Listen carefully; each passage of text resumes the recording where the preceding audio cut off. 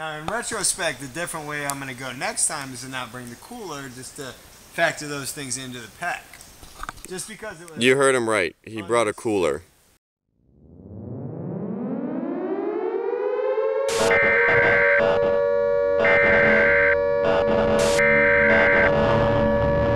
The following message is transmitted at the request of the United States.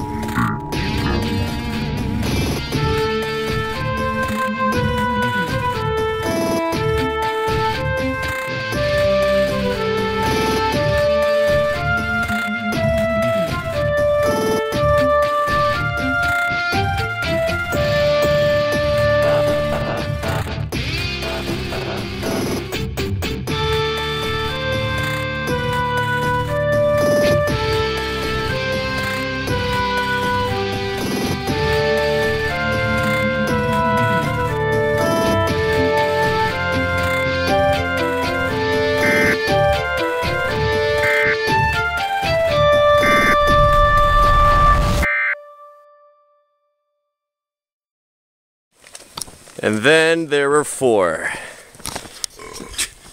That's not how you started. That's how we're going to start this. And then there was 3. And then there was going to only be 3. Just do a selfie and be like, and then there was me.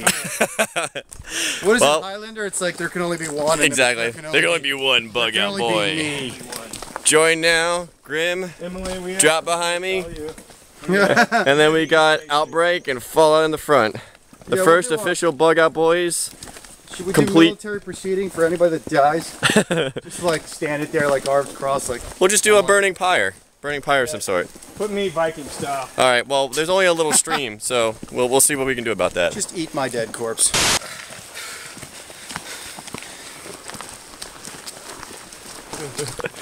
Piece of cake.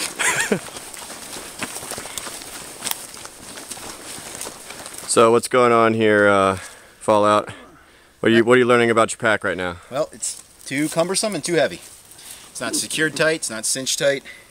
That's also a problem because everything's flopping around. I'm walking and sucking a lot of energy out of your body, wobbling around. We're gonna. Is you think you got the bare minimum and you think you're all right, and it's still too much weight, and even at this point. Happens. That's why we're doing this. And then we got Outbreak. Oh, he has found himself a very nice cold stone. How you doing there, buddy? What are you learning about your pack so far here? Well, the pack's all right. Feeling pretty good? The problem with this particular pack is that it's so wide shooting out the back end that it causes you to hunch forward while you're humping. While trying to find a campsite, found some good punky wood right here. Actually a really good example, especially since it's not lying on the ground and pretty dry. This will all be really good at killing and also holding a flame later if we decide to leave the fire. So it's a pretty good find. So always remember, while you're on your way on the move, look for different opportunities for kindling, punky wood, or even foraging for food as a way. So let's see what else we can find. After wandering the woods for a little bit, we found a nice piece of flat land that accommodated everybody in the group. Flat land for the tents and plenty of trees for the hammock. Here we're just setting up camp and getting ready. So what we're doing here is we're making a fire pit. Ow. Near the rocks. To retain some of the heat so we can have coals. The fire will stay going. Come tomorrow. Next day it'll smolder.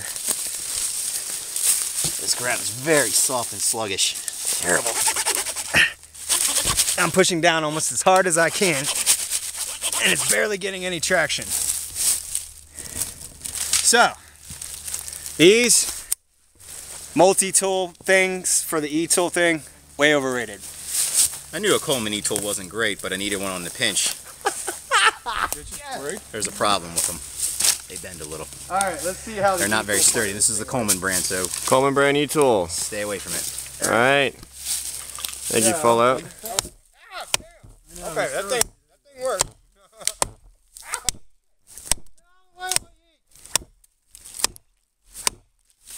It's not a hatchet, but it does work. Almost. Oh yeah. Yep. Hatchet wins. I personally say hatchet in the northern hemisphere. Machete, southern hemisphere. I still like the machete, but that was actually probably a whole lot more efficient. Alright, so what we got here is a very simple bowline knot and then into a rolling hitch to kind of set up the tarp. And I actually learned these right here from this Pro Knot card. Very easy, you know, all waterproof. About like 20 some odd knots on here, something like that. All very helpful. All very helpful. Tie some stuff up. Also, you might recognize this little bit of cordage. I got this bit of cordage from the last time that I went out in a different location, and remember that I grabbed it, thought it could be useful later. So what I'm thinking about doing is using this little bit of cordage instead of cutting up my power cord, is that I might use it to lash down these other ends that are still kind of free flowing now to the tree. So see, already using stuff that I've already scavenged for another adventure.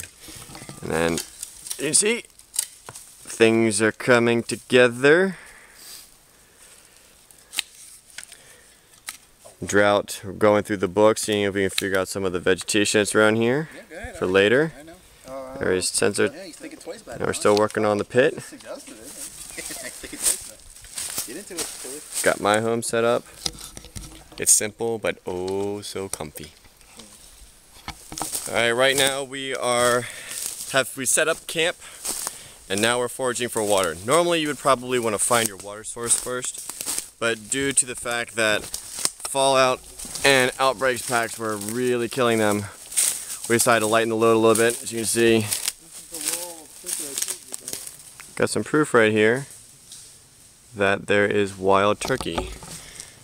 Though none of us have any way of shooting them, and we don't need to, but it's good to know that there are some fowl.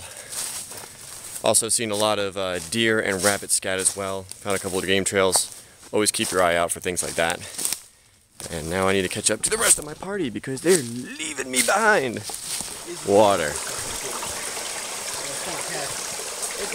Cool. Clear.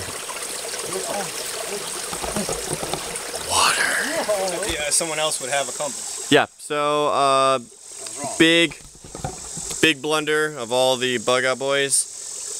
None of us have a compass. So I mean, we know where we are. It's kind of embarrassing. Yeah, it's kind of embarrassing. We know where we are. You know, we know the general directions. We're doing pretty well, but and we know that it takes, you know, 21 minutes to get to this water source, but Yeah, that definitely looks like someone. no compass. So lesson to be learned.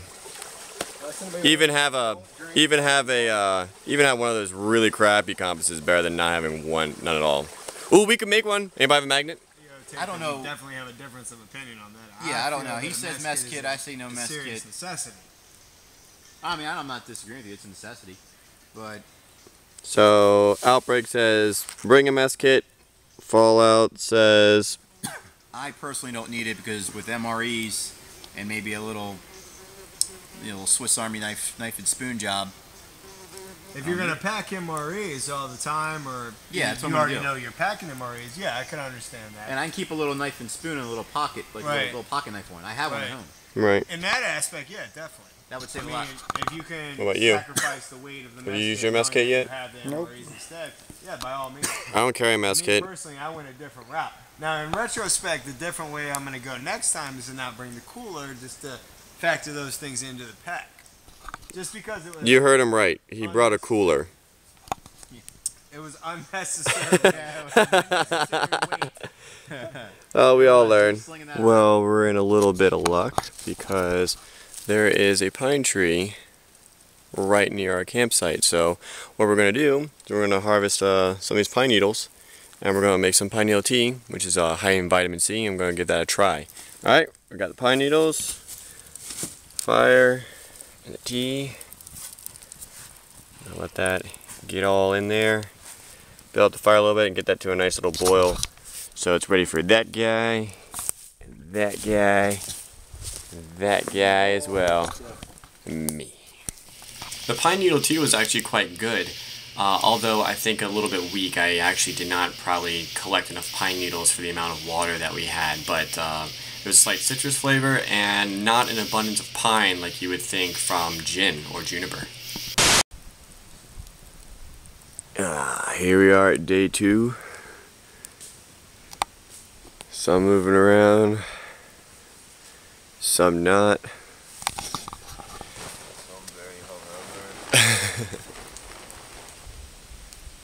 Got a little bit cold, a little bit cooler this morning. Gonna get some breakfast. Go exploring. My first attempt at a figure for deadfall. See if this actually works. Huh! Oh, I did it what it did happened in Survivor Man. It got caught on top. That was my first attempt. At least I got to stand. Alright. Round 2. Just kind of got the post in, I think, a better position. Little bunny foo-foo, hopping through the forest. Num, that's really good. Ah! And it works.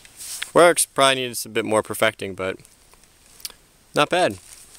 Here's just another example of how versatile a simple tarp can be for your bug out bag.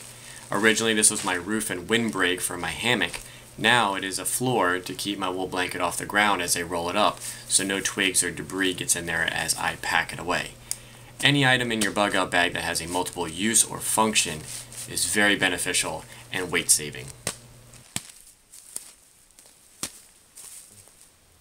Because of all the things that we found out that that Fallout found out and Outbreak found about their packs, and we set up a little bit too far away from the water, we decided to cut this one a little bit early, learning about, what makes for a better campsite. Granted, awesome little stove that we kind of made here with the rocks. It was awesome because when we woke up, Drought was able to just start the fire with just embers. So that was definitely beneficial for all of us. Embers? Yeah, sorry. I was corrected by Outbreak. Embers, not ambers. Fallout did a little bit of flint napping, as did Drought did. Unfortunately, the stones are not exactly great for that here, but we're going to keep on testing out the primitive skills, and we're gonna do a little bit better, I think, next time in staying out a little bit longer, as well as just, the whole purpose of this is learning out what is best for our packs to make them easier on us. So that's the whole point of this, and then we've learned one lesson. We probably learned more like 5 or 6. That's the whole point of this. So it's only going to make us better. Trial and error. Exactly. Trial and error. Oh my goodness, are we in luck? What we have here, ladies and gentlemen, as we come closer, are blackberries. Red are not ripe yet, but the black obviously are. Edible. A little couple patches here and there. I'm going to pick a few of these off. Yeah, just grab 2.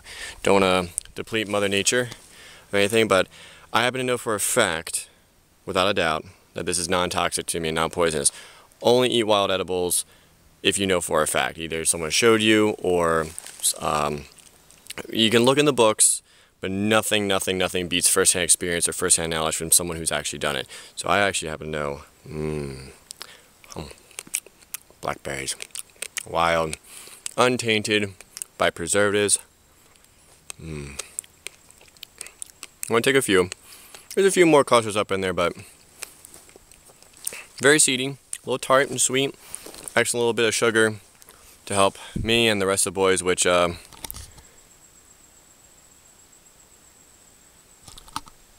coming to get down the trail to catch up the drought. So, onward.